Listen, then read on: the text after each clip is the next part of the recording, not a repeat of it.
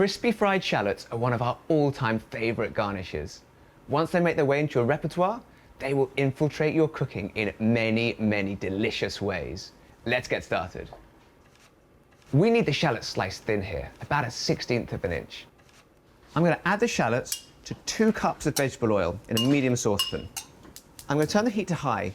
I'm not afraid about cranking it here. There's so much moisture in a shallot that needs to be driven off before they start to darken or turn crispy. It should take about 4 minutes over high heat for the pan to come to a boil. The shallots will lose their bright pink colour and they'll start to wilt slightly. It's been about 4 minutes now and the oil is bubbling away nicely. I'm going to let it cook for another 8 to 11 minutes until it starts to turn golden.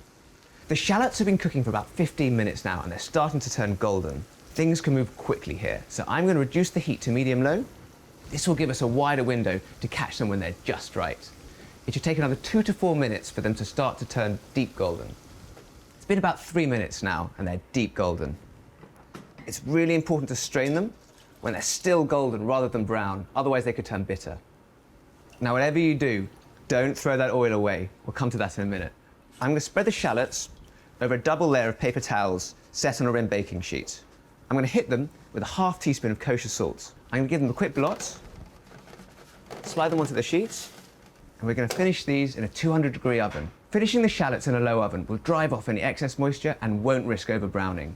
It should take about 15 to 25 minutes for the shallots to be crisp and dry to the touch.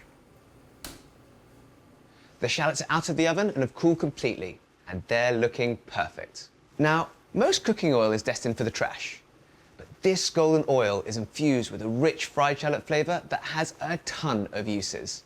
Making these fried shallots at home is worth it.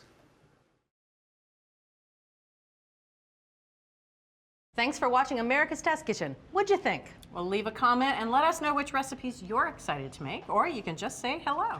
You can find links to today's recipes and reviews in the video description. And don't forget to subscribe to our channel.